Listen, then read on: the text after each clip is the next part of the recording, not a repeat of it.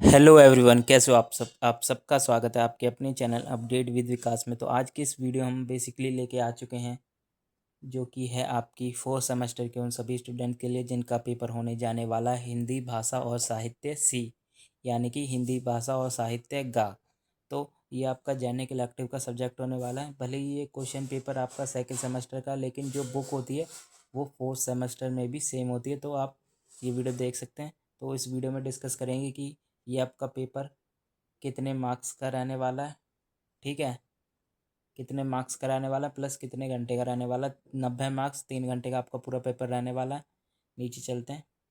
पहला क्वेश्चन आ चुका है। इन्होंने सप्रसंग व्याख्या पूछी है आपको। देखिए, इन्होंने पहला क्वेश्चन में सप्रसंग व्याख्या लिखने को बोला, और सप्रसंग व्याख्या लिखने के लिए आपको इसका फॉर्मेट पता होना चाहिए कि इसका फॉर्मेट क्या होता है। तो मैं आपको शॉर्ट फॉर्म में बता देता हूँ इसका फॉर्मेट क्या होता है। आपको इसमें एक पंक्ति या फिर कोई किसी भी जो लेखक या कवि थे उनका किसी भी कविता का कुछ भाग दिया होता है या फिर दोहों का कुछ भाग दिया होता है। आपको उन भाग को पढ़ के सप्रसंग व्याख्या करनी होती है और इसका एक फॉर्मेट होता है। तो सबसे पहले मैं फॉर्मेट बता देता हूँ। इसका फॉर्मेट होता क्या है।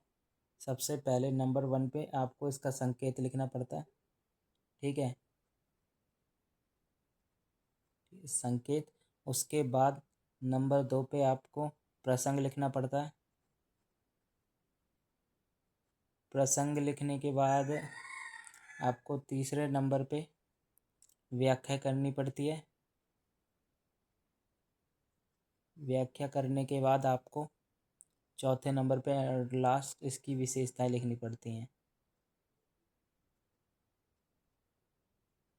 विशेषताएं लिखने के बाद आप ये क्वेश्चन पूरा कर देते हैं। तो सबसे पहले मैं बता दूं प्रसंग में क्या लिखा जाता है। प्रसंग में आपका जो भी पैरा या कुछ दिया होता है उसके स्टार्टिंग के वर्ड और डैश डैश डाल के लास्ट के 3 वर्ड लिख दें तो उससे आपका संकेत पूरा हो जाता है।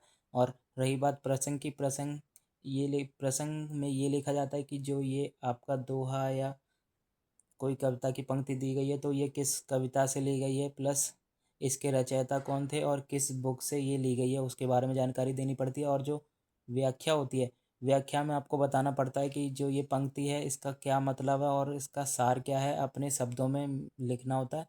तो ये क्वेश्चन आ चुका है और ये आपका पहला क्वेश्चन है का। अब ये आपको करना है। अगले क्वेश्चन पे चलते हैं। और का के अथवा में भी दे रखा है, तो का के अथवा में से आप दोनों में से कोई एक कर सकते हैं। गा है, आपको दूसरे क्वेश्चन में भी यही करना है, मतलब पहले के दूसरे पार्ट में भी सप्रसंग व्याख्या करनी है, प्लस पहले के तीसरे पार्ट में भी सप्रसंग व्याख्या करनी है। तो ये आपका टोटल क्वेश्चन बन जाता है 24 मार्क्स का पहला क्वेश्चन बन जाता है।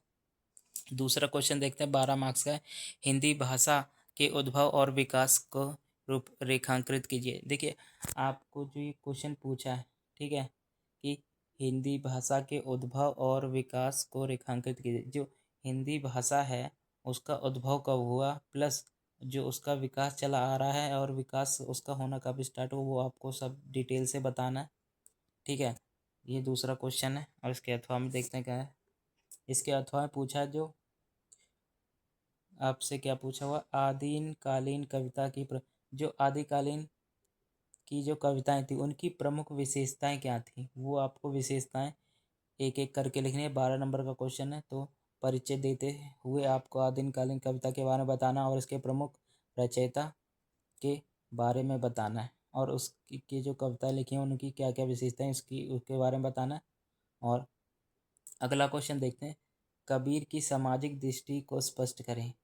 जो कबीर थे, कबीरदास थे, जो जिन्होंने इतनी अच्छी अच्छी रचनाएं लिखी, जो उनकी जो सामाजिक दृष्टि थी वो किस प्रकार की थी, वो समाज को किस प्रकार से देखते थे, आपको वो बताना है, ठीक है।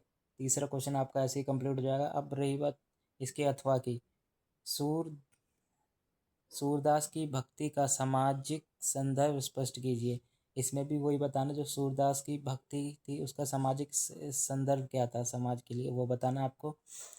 चलते हैं चौथे क्वेश्चन पे, जो बिहारी के काव्य का कला पक्ष स्पष्ट कीजिए। जो बिहारी कवि थे, मतलब ये कवि का नाम है बिहारी, कि जो कवि थे उनका कला पक्ष स्पष्ट कीजिए कि, ठीक है। इसके अथवा में है, घनानंद प्रेम के परी में कवि हैं, प्रेम के परी के कवि हैं, स्पष्ट करें। जो घनानंद है जो प्रेम के परी कविता है उसके कवि हैं, आपको ये बताना है। तो किसे के इसके हैं तो इसके बारे में बताना, नहीं है तो क्यों नहीं वो बताना, ठीक है। 5वां क्वेश्चन आ गया, आ धरती कितना देती है, कविता में प्रतिपाद्य बताएं। आप जो ये आ धरती कितना देती है, आपके इसकी कविता का जो मतलब है वो बताना, प्रतिपाद्य लिखना है, ठीक है। और इसके अथवा में दे रखा है, सर्वेश्वर दयाल सक्सेना की कविता लीक पर वे चले की मूल चेतना को स्पष्ट कीजिए। जो सर्वेश्वर दयाल सक्सेना उनकी एक कविता है लीक पर वे चले, तो इसकी जो मूल चेतना आपको वो स्पष्ट करनी है कि इसका क्या मतलब है और उसमें क्या क्या बताया गया, वो सब बताना है 5वें के अथवा में। आखिरी क्वेश्चन आ जाता है आपका, आपको किन्हीं 3 पे शॉर्ट नोट लिखना है। पहला आप लिख सकते हैं हिंदी का भौगोलिक वितरण, जो हिंदी है उसका भौगोलिक वितरण कैसे कितना है और कैसे कैसे बटा हुआ वो आपको बताना। राम भक्ति धारा, देखिए जब जो भक्ति काल था उसमें बहुत सी भक्ति धाराएं थी, जैसे वैष्णव हो गई, शिव हो गई, वैसे ही एक राम भक्ति धारा है, आपको उसके बारे में बताना है। और जो राम भक्ति धारा के प्रमुख कवि थे उनके बारे में ही बताना और उनकी प्रमुख रचना बता सकते हैं, जिससे आपका ये क्वेश्चन पूरा हो जाएगा। बी पार्ट इसका छठे का। सी पार्ट है आपका रीति काव्य में की विशेषता बताए, जो रीति काव्य है उनकी विशेषताएं बतानी है। और छायावाद, छायावाद क्या होता है आपको वो बताना है। तो इससे आपका पूरा पेपर हो जाएगा ये कंप्लीट। तो ये आपका पेपर रहने वाला है हिंदी भाषा और साहित्य सी का, मतलब हिंदी भाषा और साहित्य गा का, जैनिक इलेक्टिव कोर्स का। और ये बीए प्रोग्राम 4th सेमेस्टर के लिए भी सेम होने वाली है, क्योंकि बुक दोनों की सेम होती है। कैसी भी लगी वीडियो कमेंट जरूर बताओ। वीडियो अच्छी लगी तो चैनल सब्सक्राइब करो, वीडियो लाइक करो। Thank you.